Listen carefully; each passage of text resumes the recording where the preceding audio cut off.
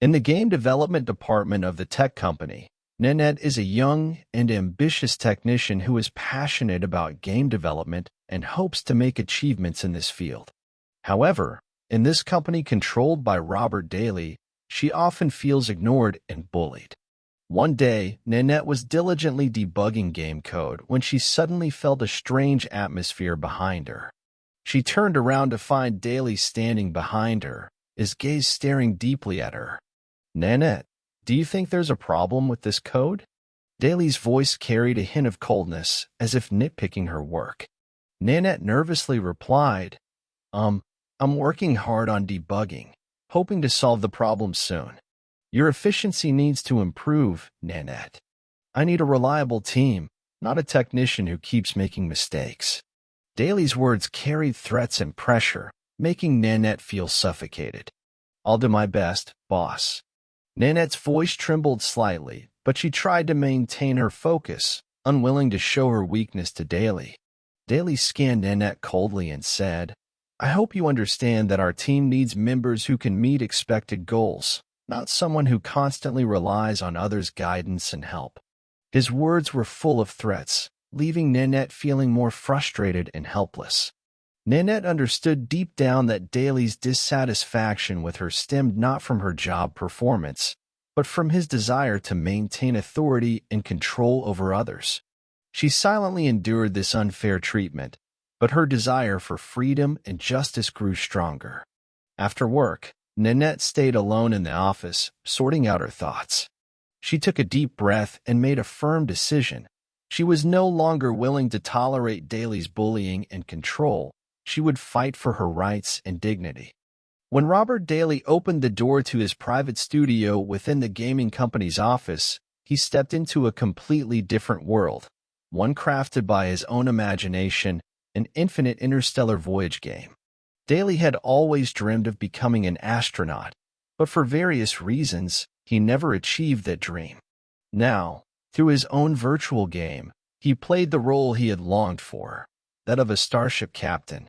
"Computer, initiate simulation," he commanded, his voice filled with confidence and authority.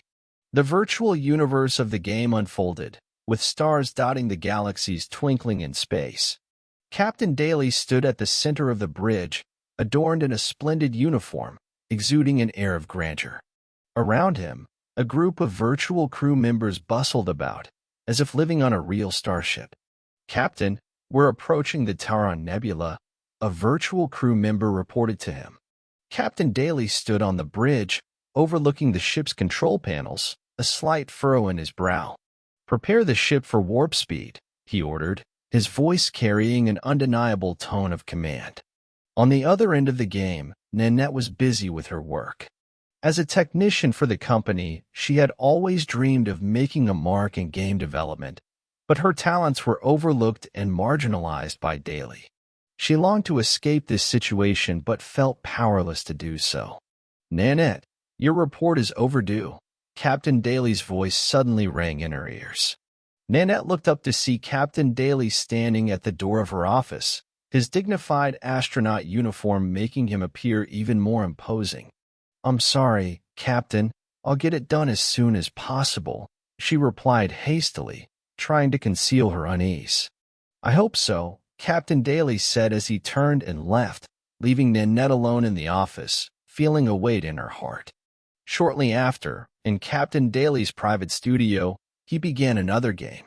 But this time, he opened a hidden door, revealing a mysterious world. In his game, Infinite Interstellar Voyage, he wielded unparalleled power. He created a universe akin to Star Trek, playing the role of captain, exerting control and oppression over other players. In the game, he created a virtual version of Nanette, using her DNA as a basis, trapping her in the game world. She became his first officer, forced to obey his commands, becoming his puppet. "Captain, we've received an emergency signal." A virtual crew member hurriedly approached Captain Daly, handing him a data disk. Captain Daly took the disk, his expression cold. "Display it on the screen," he ordered. A message appeared on the screen, showing a player in the game attempting to resist his control. "That's impossible," Captain Daly said coldly, a hint of ruthlessness glinting in his eyes. In the game, Nanette realized she had to take action to break free from Captain Daly's control. She began searching for ways to unite with other players trapped in the game, attempting to find a path to escape. Utilizing her technical knowledge, she tried to breach the game's boundaries, seeking an opportunity for freedom. Nanette, what are you doing? Captain Daly's voice interrupted her thoughts once again. Nanette turned to see Captain Daly standing behind her, her heart pounding in her chest. Nothing, Captain. I'm just working on some tasks, she replied, forcing herself to appear calm. Captain Daly observed her for a moment before nodding. Carry on, he commanded, then turned and left.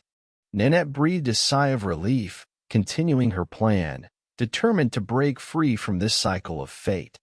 In the universe of the virtual reality game Infinity, Captain Goldsmith plays the role of the supreme authority, commanding from aboard a massive interstellar spacecraft known as the USS Callister. This ship floats between the stars, exploring the unknown cosmos. Nanette, on the other hand, is trapped in this virtual world as a technician, cloned and transformed into his second-in-command by Goldsmith. On the bridge, Goldsmith stands at the captain's position, looking majestic as he surveys the crew on the bridge. He orders his officers to carry out various tasks, with Nanette among them. She stands to the side of the bridge, her expression cold, yet filled with dissatisfaction and a desire for freedom within this virtual world. Nanette, I need you to deal with the extraterrestrial beings on that planet. Goldsmith's voice echoes across the bridge. Nanette takes a deep breath. She knows she must obey the captain's orders or face severe punishment. She turns and heads toward the console, beginning to operate the various systems on the ship. Yes, Captain. I will attend to it immediately, she replies, her voice tinged with resignation. As she operates the console, Nanette suddenly feels a strange sensation, as if something is amiss. She looks around, trying to locate the source. Captain, I've detected some strange energy fluctuations. She turns to Goldsmith, attempting to report the situation. Goldsmith's brow furrows slightly, a hint of alertness flashing in his eyes. Continue monitoring, Nanette. I want to ensure we're not under any threat, he commands, his voice betraying a hint of nervousness. Nanette nods, continuing to operate the console, diligently scanning the surrounding energy fluctuations. She's filled with doubt, unsure of the origin of these fluctuations and whether they pose a danger to their ship. Suddenly, a dazzling light appears in the ship's viewport, rapidly expanding in their direction. Nanette's heart skips a beat, and she immediately reports the situation. Captain, there's a massive energy wave heading towards us. Her voice is filled with fear and tension. Goldsmith's expression becomes grave as he orders all crew members to prepare for battle. This unknown energy wave fills him with unease. He knows they might be facing an unforeseen danger. At the ship's console, Nanette operates the various systems nervously. When Nanette and the other players finally succeeded in escaping the game, they found themselves unexpectedly thrust into an unfamiliar reality. The sight before them was shocking, as if awakening from a virtual dream. They discovered themselves in a spacious office, with tall windows casting dappled light onto the floor. Behind a large desk sat Goldsmith, looking weary and despondent. Nanette stepped forward, her gaze sharp and determined, as if an unstoppable force ignited within her. Do you think you can get away with this? Her voice rang with challenge and anger, piercing the tranquil atmosphere like a blade. Goldsmith looked up, his eyes filled with surprise and fear. How did you all get here? His voice trembled, attempting to mask his inner panic. Other players joined the conversation, standing behind Nanette with solemn and resolute expressions. Your game is over, Goldsmith, a male player's voice echoed through the office. You can no longer manipulate and bully us. Goldsmith attempted to justify himself, his voice fraught with struggle and helplessness. But I just wanted some respect. I just wanted to be seen. You're not seeking respect. You're abusing power. Nanette's voice struck like a heavy hammer. shaking Goldsmith to his core. As the conversation progressed, Goldsmith gradually realized his mistakes and selfishness. A deep sense of regret and repentance welled up within him. He began to recognize that he was not a true leader, but rather a weak individual trapped by his inner fears. In the end, Goldsmith decided to let go of his desire for control and self-interest. He apologized to Nanette and the other players, promising never to abuse power again. Together, they decided to shut down the game and seek a peaceful coexistence where each could find freedom and respect. In the final conflict, Nanette and the other players engaged in a fierce confrontation with Goldsmith.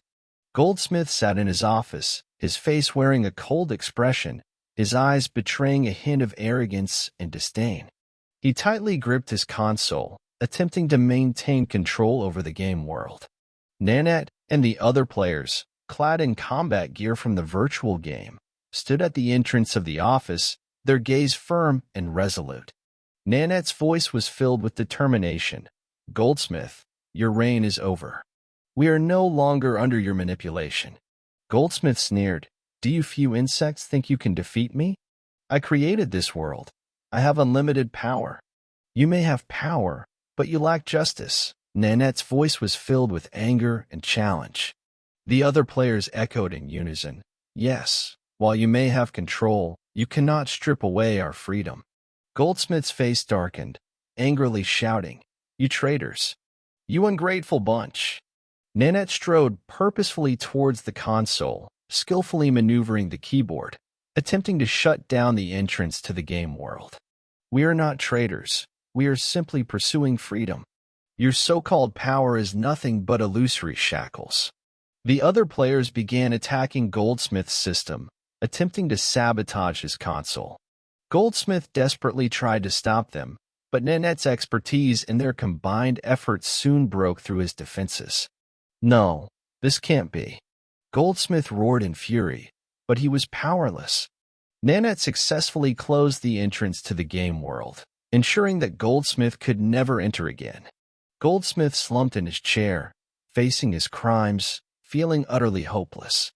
Nanette and the other players looked at him, knowing they had emerged victorious, reclaiming their freedom.